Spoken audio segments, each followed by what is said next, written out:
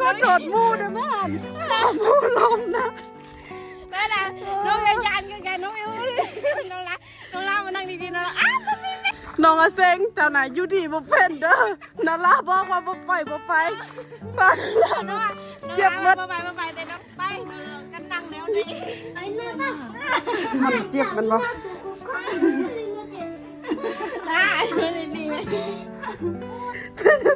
น้องนาลาบางคลิปเห็นตัวเองลมแล้วเป็นยังไง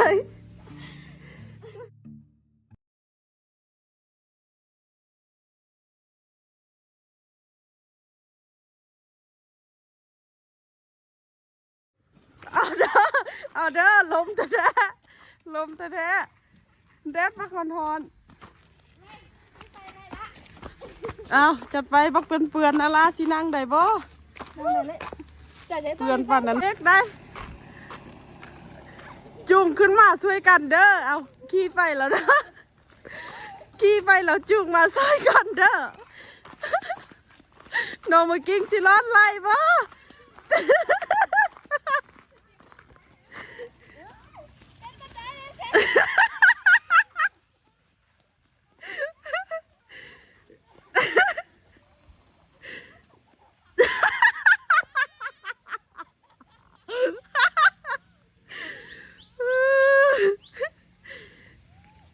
ขวดยักษ์ขั้วเลยทุกคนเลยเพราะว่ายังพอมาบ่มีเบรกน้องอาเซงเพิ่นใส่เกิร์ฟเบรก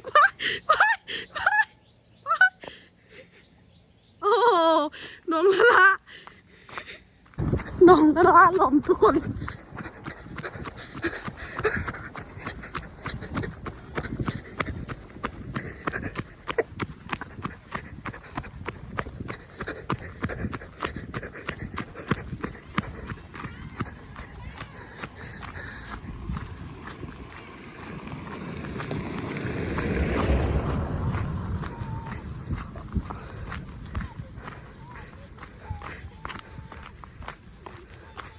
บอกแล้วบอกให้ขี่น้องอาเซงนะน้องนาราเจ็บไล่บ่มีโอ้โหลมบ้าแห้งเลยเห็นอยู่เทิงน่ะลมแห้งแท้แห้งมาปอโถเบิ่งปอเจ็บไล่บ่โอ้โหโอ้หมดกันเลยความงาม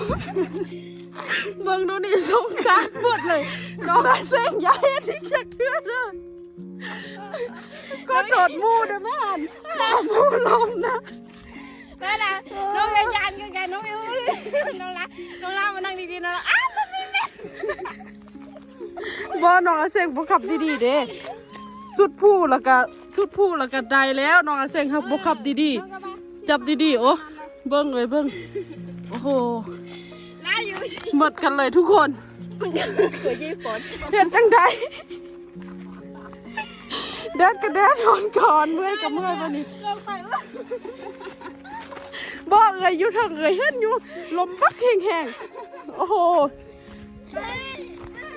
ลูกใดอยู่บ่นั่งเลยได้บอกการนั่งแล้วเจ็บโอ้โหเห็นจังใดวันนี้ทรงไม้กะคัดโอ้โหเสื้อกันเปื่อนหมดทรงกะคัดบังดูยางกันยางปะได้แล้วปะนี่สิไปให้ได้จังได้ปะนี่มือใดสิไปให้อีกควันเอ้ยควันมาเด้อลมบักแห้งเจ้ายานเราเจ้าโดดลงบ่เจ้ายานเราจะโดดลงคือว่าลมแห้งแท้เลยเห็นบักแห้งเจ็บฟรีๆเลยอยู่ดีๆบ่เป็นโทษน้องอาเซงผู้เดียวแล้ว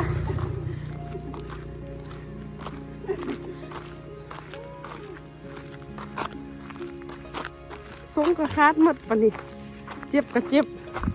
สิ สิเฮ็ดจังได้ขึ้นไปด่าน้องอาเซงมึงดูไปให้บ่ได้แล้วบัดนี้นั่นแหละเจ็บหัวเข่าได้เจ็บนี้ได้มันวะนี่ก็เจ็บนี่มันทึกรถวะ บ่อันนี้มันก็คือการได้ว่าบาง ลมใส่หัวเข่าผลไล่กว่าเนาะโอ้โหขึ้นไปเราต้องได้ด้าน้องอาเซงแล้วมึงดูยังขี่รถทีมมีอารมณ์ม้วนอยู่ฮะมูบักเจ็บยังขี่ม้วนอยู่ฮะเจ้านี่น้องในกิ้งจนมาตกใจแล่นนำกลไปเห็นลม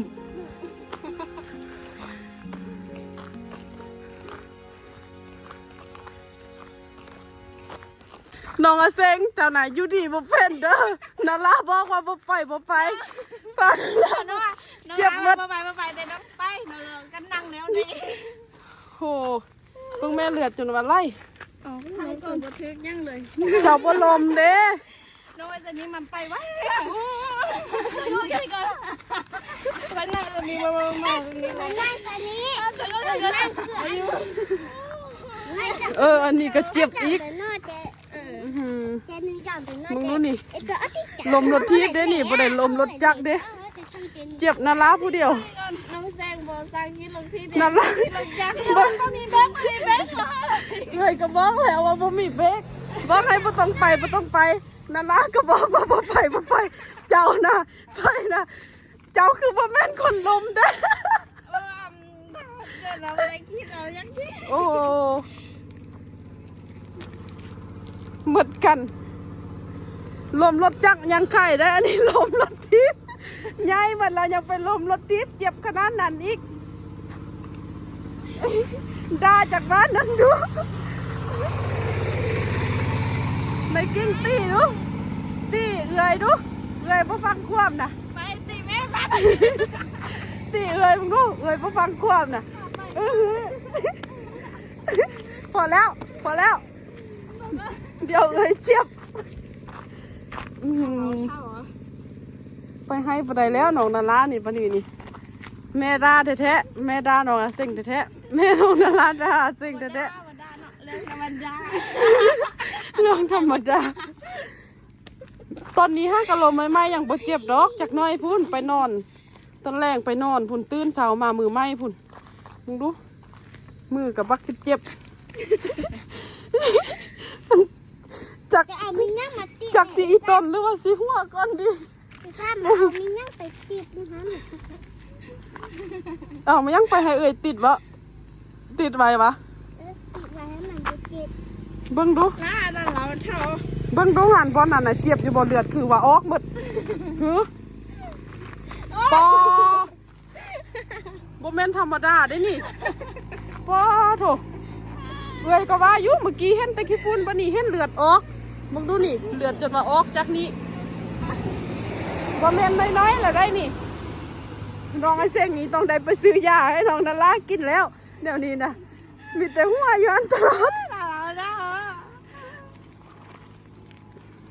น้องนาราด่าเลยเอื่อยให้ด่านี่กันอาเซ้งด่าขึ้นแล้วเอื่อยสิด่าอาเซ้งอีกนี่เฮ็ดเนี่ยบ่เฮ็ดหลายน้องนาราเนาะ แม่ดามน้องก็ว่าอยู่ดีๆไปฮอกอ่ะอันนั้นนี่มันก็ว่าไหวแล้วนะน้องรับมันนั่งดีๆแล้วน้องก็บ่ฟังดีน้องให้สนุก นาราจะโดดลงรถบ่หรือว่าแนวใด เฮ็ดอันนี้แห้งๆ คือไอ้คนแค่เดียวเราซ้ำทันเลย เฮ็ดอันนี้อ่ะ เฮ็ดอยู่ได อันนี้ ในกิ้งเป็นคนที่เห็นในกิ้งแล่นไปบักไว้แล่นไปนำคนน่ะเป็นจังไดในกิ้งเฮ็ดบ่รู้เอาเซ็งขับแบบนั้นแล้วนาราเด้นาราเป็นแนวใด น่ารัก แบบใดแบบใดลองเฮ็ดบ่ดูเป็นแนวใด น่ารักเปรี้ยวเอ้ยกลัว เฮ็ดจังไดเอ้ยแล้วเฮ็ดจังได กลัวเอ้ย แบบใดเกาะเอาไม้ดูนาราเป็นแบบใด น่ารักอยู่ๆก็กลัวเอ้ย บ่แม่นติแบบนี้ติไปทางหน้าติบ่แม่นลงทางข้างติ กลัวเล่นคนนี้ เจ้าเห็นแบบใด กลัวเล่น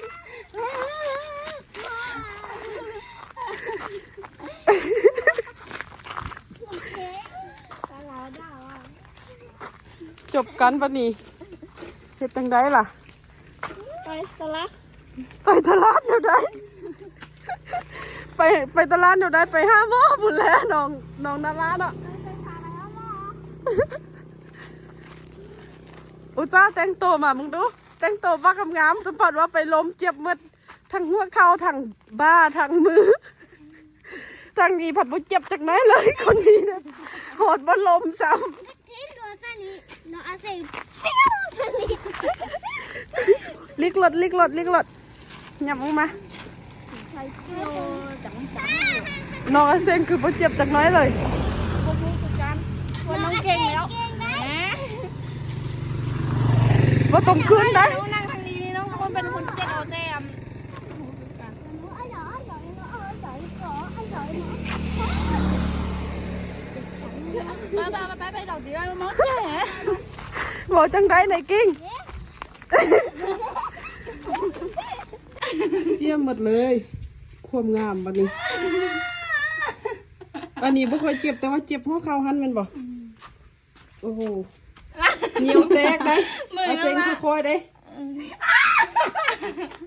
เอาใส่มือจับพุ่นเด้อมือกันน่ะระวังเด้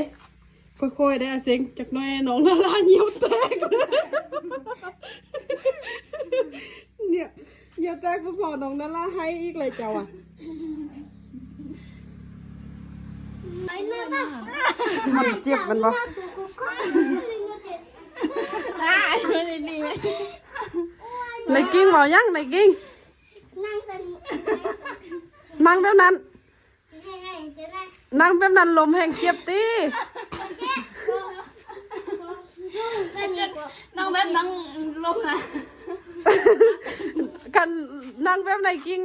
นั่งหันสีเต็มหน้าเลยวันนี้เอ่ยบอกนะลมสีเต็มหน้าเลย น้องร้านนั่งผู้หญิงแล้วมันเวียไปอีฟากแล้วนะมันเวียไป ระวังเด้อบัดนี้มืออื่นตื่นสาวมานี่นั่นละให้แน่นอน นายละได้เยอะนะจ๊ะ ค่อยๆโอ้ถ่ายเองเอาใส่เองน้องนั่นละใส่เองเอาไปใส่เองซะน้องอาเซ็งใส่แห้งโพดใส่เองจึงบ่เจ็บน้องอาเซ็งใส่แห้งโพดเห็นอันนี้แหละจำใส่ค่อยๆโอ้ นี่แต่นี่แล้วน้องเซ็งก็จำว่า เฮ็ดค่อยๆโอ้นี่เฮ็ดแล้วนี่โอ้นี่ค่อยๆเนี่ยนี่โอ้อันนี้ตัวเองเฮ็ด เอาน้องเซ็งก็ค่อยๆเลย เขาไปเจ็บโอ้ตัวเองเฮ็ดเดี๋ยวนั้นหมดกันเลยบนนี้กับปักแดง ควายแบบนี้ควายหนาควาย ๆสักลายแล้ว ควายเลยควายฮ่าคนนี้น้องน่ารัก น้องนาราเห็นเบิ่งคลิปเห็นตัวเองลมแล้วเป็นจังไดโอ้ทรงกับทรงคลาดหมดเลยบังดูนี่ทรงที่หักที่สุดบริษัท เซ็งเล่นคัก ฮะ น้องน้าบ้านน้องเซ็งเล่ลงคัก น้องอาเซ็งลงรถเห็นปะน้องอาเซ็งเจะต้องได้ ขนา ซื้ ด อ น้องว่าเซ็งก็ยานบ่อยากในมันกระจีที่สิลนน่ะ เจ้าต้องได้ซื้อทรงใหม่มาคืนน้องนาราแล้วเจ้าอ่ะทรงที่หักที่สุด จากน้องเซ็งดีๆมัน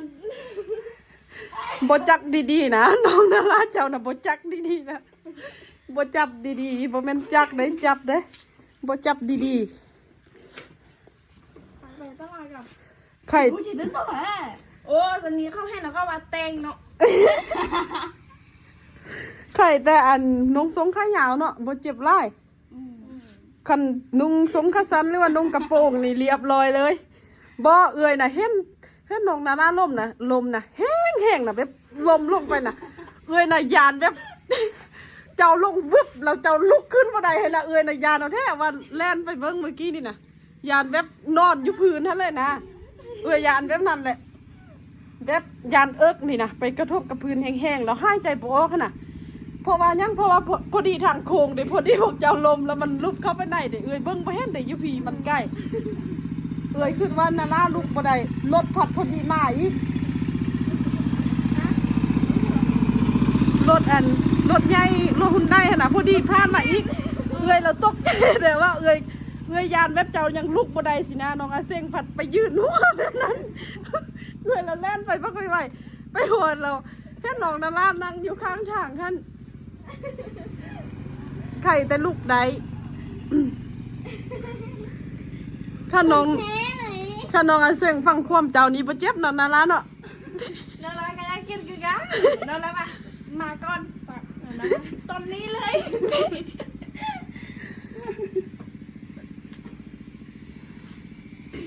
จบกัน ความเท ความเทจังใดไหนกิ้งเทน่ะได ได้กัน เข้าลมก็อย่างว่าเข้าเทเอาไม้ดูแบบใด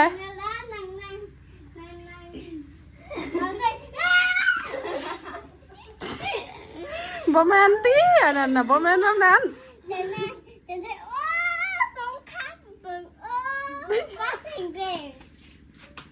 แม่นบ่นาราจะลมแบบนั้นติบ่แม่นนะนอนลงเลยโอ้นอนคืออึ้งขนาดไหนกิ้งหูจักให้บ่นอนลงคืออึ้งขนาดลมบ่แม่นลมแบบเจ้าลมแบบเจ้าบ่แม่นบ่คือ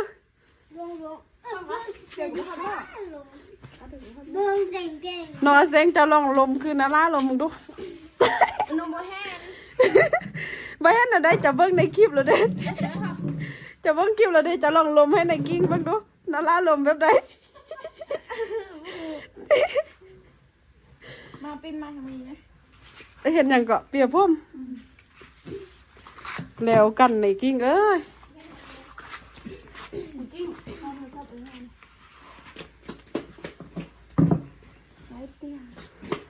คนหนึงผัดเปียกพุ่มคนหนึงจักเปียกพุ่มกลายเป็นมัดพุ่มลาแล้ว เทปะเท เทบันเทอีกแล้ว เข้าลมยังว่าเข้าเท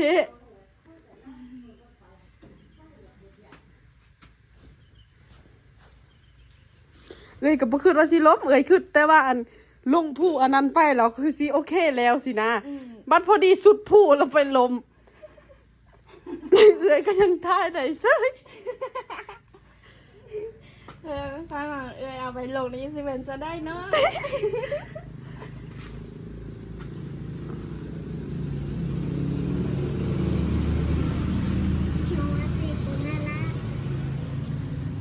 มาคิดว่า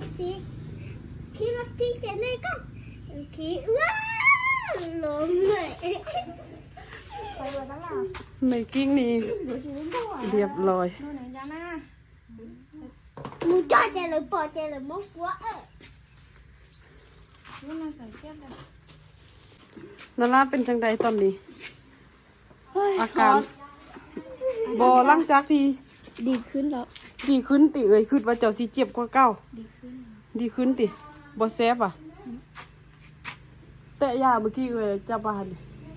อยู่ใส่ไปเอาน้ำมาไปในกิ้งเอาน้ำมาให้เอ้ยไป เมื่อผมเดี๋ยวเชียร์เลยหรอว่าอย่าหาเต้ายืนน้ำส่งน้องร้านหนุ่มไปเยอะจะได้ไป ส่งเอ้ยฟาร์มสิลงได้บ่อันคือมื้อนั้นเอ้ยจับส่งเอ้ยมาตัวนึงแล้วเอามาแทกใส่ไม้กิ้งพอดีเป็นสุดนะพอดีเป็นสุดนะนั่นละพอดีแบบนี้นะนี่พอดีเอามาแทกแล้วพอดีอยู่เอิกนี้เราหอนลูกนะพอดีเป็นสุดหนึงของไม้กิ้งนะพี่น้องใดอยู่บ่ล่ะ ไปเลยจูจ้าแล้ว กินแม่ยานั่นละกินยาอันนั้นนะยาตามเสือน่ะกินจากเม็ดนึงก็ได้2 เม็ดก็ดีกินใส่เพื่อบ่ให้มันอันนั้นนะ มีบ่ แม่น ก็นายรู้เอารู้ ไม่รู้ก่อนแล้วเหรอ เดี๋ยวก็คนชั่ว ก็จะ เอาชั่วน้องเอารู้ได้เลยจังอ่ะน้องเอารู้อีรู้เอารู้น้อง มันยังเกาะน้องอาเซง นั่งอยู่ทางพีนั่งอยู่ทางพี อันนึงอยู่ทางพี่อันนึงอยู่ทางพี่ อันนั่งอยู่ทางพีก่อน อันนึงไปดีอยู่ฟังทีอันนึงไปดี กิน2 เม็ดแล้วดี2 บอนบ่แม่นได้อย่าอันห้ามเฮ็ดตามเด้อ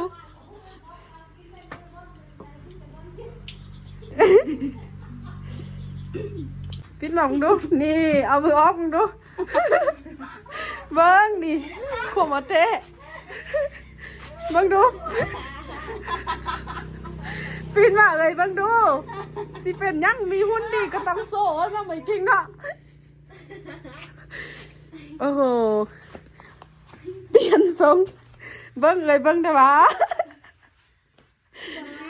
ให้เบิ้งแต่ถังล่างโอเคเทแล้ว นี่แหละแบบนี้แหละเทโอเค นะคะชี้ไป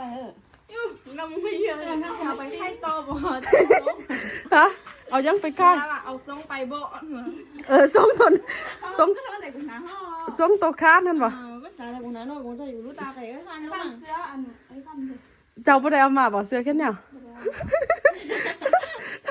เอากระนุ่งทำนี่แหละ ต้นน้ำเลย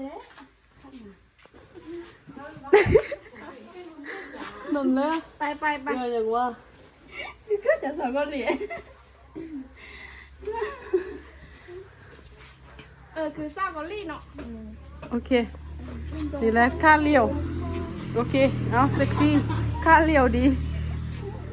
ต้องแม่นอันใส่แบบนี้แล้วต้องแม่นใส่ส้นสูงเนาะ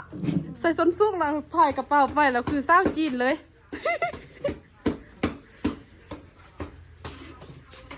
ไปสิไปตลาดโอเค มาแล้วมาแวะ มาแล้วมาแวะคือเก้าบ่ต้องบายดอก